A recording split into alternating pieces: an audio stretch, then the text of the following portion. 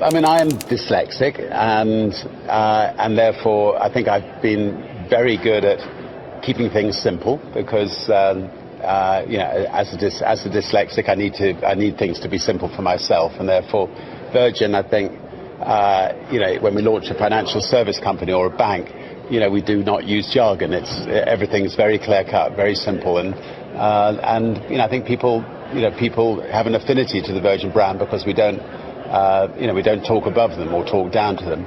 I mean, I think a lot of people do not have the courage to try to start a business. And all I would say, I mean, I've written a book called Screw It, Just Do It. And it basically is trying to say to people, just give it a try. Actually, sometimes a very, very small amount of money is all that's needed to start a company. I mean, my mother found a bracelet on the street and she handed it into the police station. And after 3 months, the police let her sell it. And the couple of $100 was really critical at a critical time in the development of our business. So all I say, just give it a go, and good luck on that one.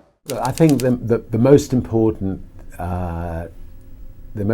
thing about running a company is to remember all the time what a company is. A company is simply a group of people, and as a leader of people, you have to be a great listener, you have to be a great motivator, you have to be very good at praising and looking for the best in people. People are no different from flowers. If you water flowers, they flourish. If you praise people, they flourish, and that's a critical attribute of a leader. There's a very thin dividing line between success and failure when you start a business from scratch. And if you don't have enough money to pay the bills, you go the wrong side of that dividing line. And if you can somehow get enough money to pay the bills, you stay the right side of that dividing line. I've always been running faster than perhaps I should, and I have great difficulty saying no to things, so keep on taking on new things. And we've just managed to stay the right side of the dividing line over the last 50 years in business.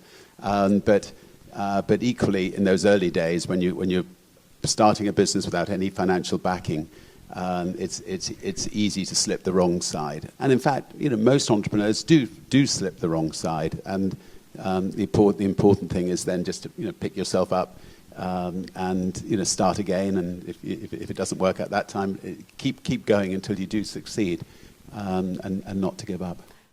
I think the next stage is to be a great delegator, and not try to do everything yourself. Try to find people who are better than you all the time. Try to find people who are better than you to put you out of business effectively. So whatever you're spending all your day doing, try to find someone who's better than you to do that, to replace you at it, so that you can go off and think about the next big picture. An entrepreneur is not a manager. I mean, an entrepreneur is somebody who is great at conceiving ideas, starting ideas, building ideas, but then handing over to really good managers to manage the businesses. The moment you've got more than one business, you can't be hands-on doing everything.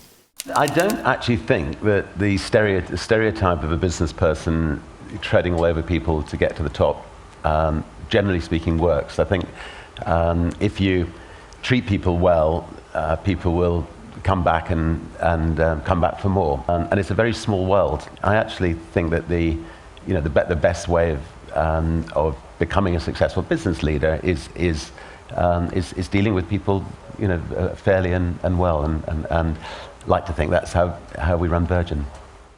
I love learning. I've never actually thought I was starting a company as such. I just saw situations as I travelled in life where I felt I could improve on the way things were being done by other people. So one of my favourite phrases is "screw it, let's do it," and I've used that phrase a lot of times. And we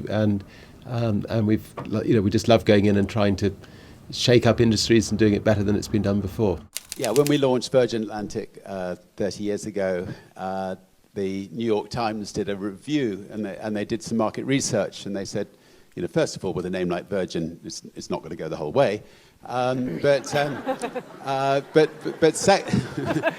secondly, that they did market research which said only 7% of people would fly on an airline called Virgin, and we put our hands up and said 7% would be just fine. So so we carried on with it. But there were a lot of skeptics out there, and there always will be lots of skeptics when you want to start something new. Everybody will tell you why it's a bad idea, why you shouldn't do it, why you'll lose everything you've got, and in the end you just got to get out and try to prove them wrong. But good luck. I think the word business, it becomes a business, but what you're doing is you're painting a picture. You're trying to create something to make a difference to other people's lives. You have a blank canvas, and you're filling in every little bit of that canvas to get every single little detail right. And if that canvas, sings out at you at the end, and it's a beautiful picture, your business is going to be successful. If bits of the canvas are not quite right, your business may fail. So if you set up to change people's lives, you've got to get every single little detail right. You've got to make sure that the people that you're working with 100% believe in what you're trying to do, and you've got to make sure that what you're trying to do is worthwhile spending your time on, and at the end of the day, you want to be sure that the people's lives you've affected, you've really you've affected them and benefited them, and if you get all that right, hopefully you'll be able to pay the bills at the end of the year.